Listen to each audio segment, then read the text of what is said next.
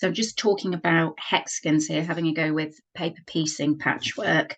So you start with your larger hexagon template and you cut out your fabrics to that large size. So if you've got a piece of card, you can then just keep drawing round on the backs of fabrics and cut them round. Or if it's a piece of paper, you can keep pinning and cut out multiples of those. I just used an old cereal box there. And you only need one of those because you just keep using it to cut out your different pieces of fabric. What you need multiples of is the smaller hexagon template that I've put on, and you can see this has been used quite a few times.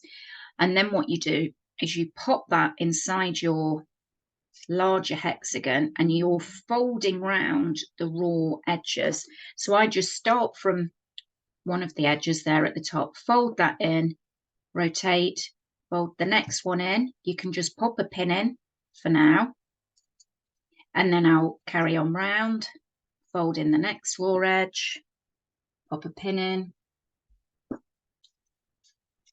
fold again,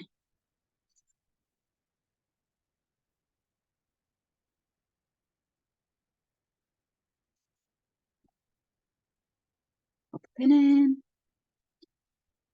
fold again. So you've gone all the way round, and then if you just use some machine cotton, fine cotton, to do some tacking with, you can attach it to the paper template temporarily. So once you've pinned that in place, you can stitch it onto there. So there's options where you actually go all the way through the piece of paper or card to the front, be tricky with card, or you can do it where you are just tacking through the actual fabric. It's just to hold it in place while we join them together. So we'll make multiples of these folded round and tacked on. And that's when we then, if you want to join them together, we'll go over doing that little whip stitch to join them together.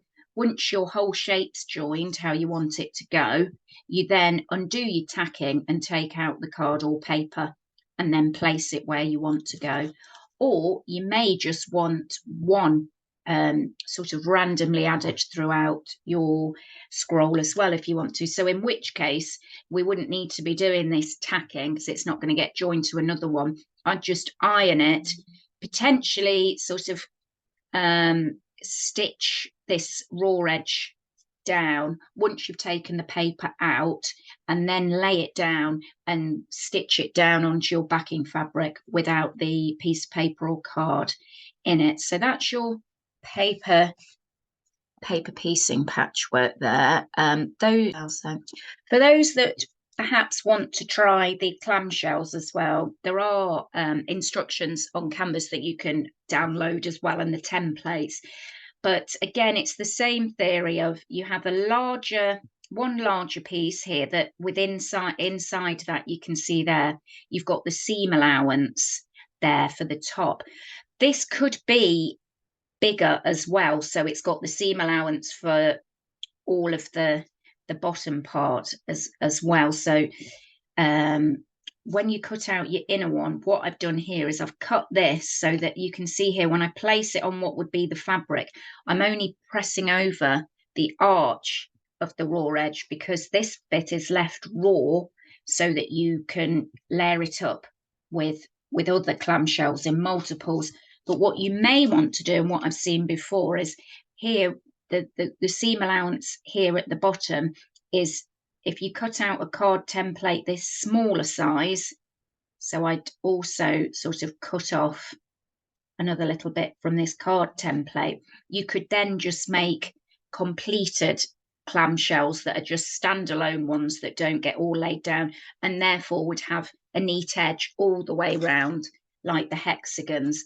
But that's something we can look at sort of throughout the session. So you can see here, if I lay this on here, one of the tips I've seen in the tutorials is if you lay your fabric, so you put this piece of card to the wrong side of your fabric, you can then pop it in tin foil and sort of fold it round the curve.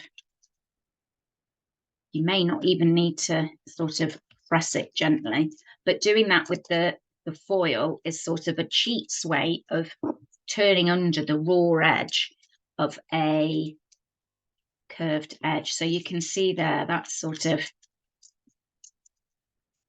pressed under. So if I'd added the iron, that would have sort of held better as well, but it will sort of fold in your raw edge there, ready for these to then sew down onto your fabric. So that's the other option if you didn't want to have a go at the hexagon.